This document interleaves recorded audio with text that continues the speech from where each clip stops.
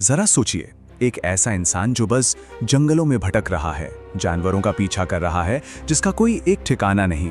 और फिर सोचिए एक किसान के बारे में, जो एक जगह पर बसा है, अपनी जमीन जोत रहा है। जानते हैं, इन दोनों तस्वीरों के बीच ही मानव इतिहास की सबसे बड़ी क्रांति छिपी हुई है। और यही वो सबसे बड़ा सवाल है जिसने इतिहासकारों को सालों तक उलझाए रखा। आखिर ऐसा क्या हुआ कि जंगल का वो माहिर शिकारी जो अपनी आज़ादी से प्यार करता था, उसने शिकार छोड़कर हल चलाना क्यों शुरू कर दिया? चलिए आज इसी रहस्य की परतों को खोलते हैं। तो देखिए, हमारा ये सफर 5 हिस्सों में बटा होगा। हम शिकारी से किसान बनने की कहानी से शुरू करेंगे और देखेंगे कि कैसे एक अनाज के दाने ने बड़ी बड़ी सभ्यताओं को जन्म दे दिया। तो शुरुआत करते हैं कहानी के पहले पड़ाव से, उस दौर से जब इंसानियत एक यात्री थी, एक शिकारी थी। ये बात है करीब 70,000 साल पहले की, जब हमारे पुरखों में अफ्रीका से एक बहुत लंबा सफर शुरू किया। और ये कोई सुनी सुनाई कहानी नहीं है, ये हमारे डीएनए में लिखी एक हकीकत है। 2019 की जो आधुनिक खोजें हैं, वो साफ बताती हैं कि हम भारतीय उन्हीं महान यात्रियों के वंशज हैं, जिन्होंने हजारों किलोमीटर चलकर करीब 65,000 साल पहले इस उपजाऊ धरती पर अपना पहला कदम रखा था। और भारत की जमीन, यहाँ की नदियाँ, यहाँ के जंगल, ये सब उनके लिए किसी वरदान की तरह थे। उन्होंने नर्मदा जैसी नदियों के किनारे अपना बसेरा बनाया और भीमबेटका की गुफाओं की दीवारों पर अपनी जिंदगी की कहानियां पेंट की। वो शिकार में माहिर थे और प्रकृति के हर राज को जानते थे। और आपको जानकर हैरानी होगी कि उनकी जिंदगी शायद हमसे ज्यादा आसान थी। उन्हें काम कम करना पड़ता था और उनका खाना हमसे ज्यादा पौष्टिक था। तो फिर सवाल वही है, ऐसा क्या हुआ कि इन माहिर शिकारियों को अपनी आजादी छोड़कर एक जगह टिकने पर मजबूर होना पड़ा? इस सवाल का जवाब छिपा है धरती के बदलते मिजाज में। हमारी कहानी में एक बहुत बड़ा मोड़ तब आया जब धरती के मौसम ने एक जबरदस्त करवट ली। वैज्ञानिक इसे होलोसीन वार्मिंग कहते हैं। आसान भाषा में कहें तो ये वो वक्त था जब हजारों सालों से जमी बर्फ की चादर पिघलने लगी थी। मतलब प्रकृति इंसान को एक सुनहरा मौका दे रही थी। जरा फर्क समझिए, पहले मौसम का कोई भरोसा नहीं था, कभी भी कुछ भी हो सकता था। लेकिन अब मौसम स्थिर हो गया था। अब पता था कि कब बारिश होगी, कब धूप खिलेगी। और इसी स्थिरता ने इंसान को भागने के बजाय रुककर अपने आसपास की दुनिया को गौर से देखने और सीखने का मौका दिया। तो हुआ ये कि इंसान ने अब नदी के किनारे रुकना सीख लिया। उसने देखा कि कुछ जंगली पौधे, कुछ अनाज हर साल एक ही जगह पर उगते हैं। धीरे धीरे उसकी अस्थायी झोंपड़ियां पक्के घरों में बदलने लगी। इंसान अब भटकना नहीं बल्कि ठहरना सीख रहा था। और यही ठहराव एक बहुत बड़ी क्रांति की बुनियाद बनने वाला था। चलिए अब हम सीधे उस जगह पर चलते हैं जहां भारतीय उपमहाद्वीप में खेती के पहले पक्के सबूत मिलते हैं। जरा इस नंबर पे गौर कीजिए, 9,000 साल। आज से लगभग 9,000 साल पहले आज के बलूचिस्तान के मैदानों में इतिहास की सबसे बड़ी खोजों में से एक होने वाली थी।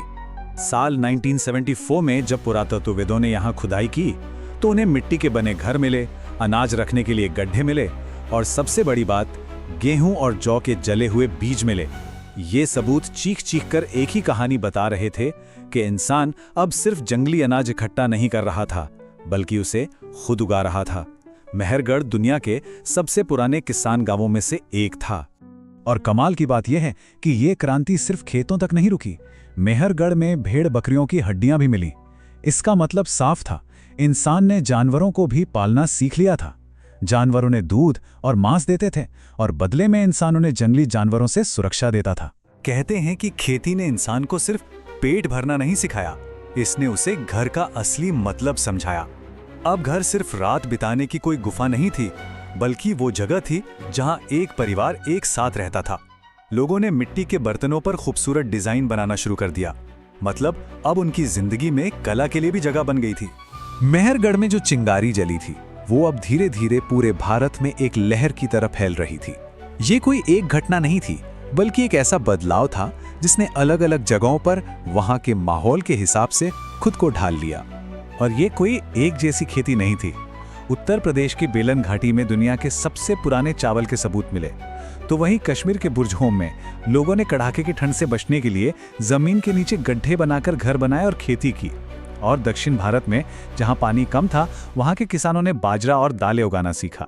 ये कमाल का इनोवेशन था। और दिलचस्प बात यह है कि ऐसा सिर्फ भारत में नहीं हो रहा था। दुनिया के अलग अलग कोनों में इंसान एक ही दिशा में सोच रहा था। चीन में लोग चावल उगा रहे थे, मेक्सिको में मक्का और दक्षिण अमेरिका में आलू। ये इंसानियत का एक साझा कदम था, एक बेहतर भविष्य की ओर।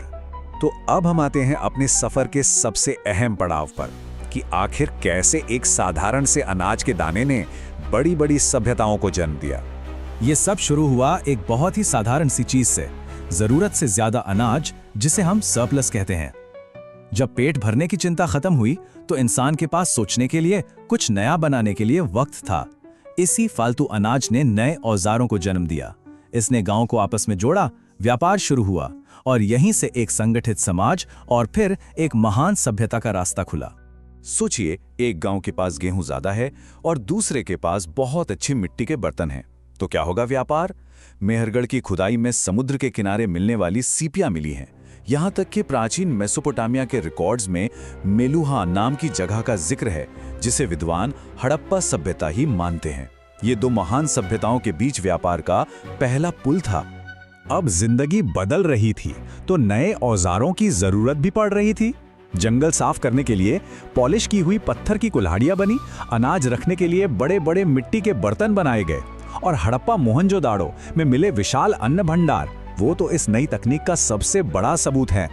देखिए, जब अनाज गोदामों में सुरक्षित हो गया तो समाज भी स्थिर हो गया। अब हर किसी को किसान बनने की जरूरत नहीं थी। कोई कारीगर बन गया, कोई व्यापारी तो कोई प्रशासक। समाज में काम का बंटवारा हुआ। लोगों ने धरती को मां की तरह पूजना शुरू किया और यहीं से मातृदेवी जैसी पूजा पद्धतियों का जन्म हुआ।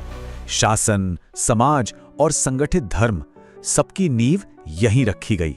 तो इस पूरी कहानी से ये तो साफ है कि खेती की क्रांति ने हमें वो सब कुछ दिया जिसे आज हम सभ्यता कहते हैं।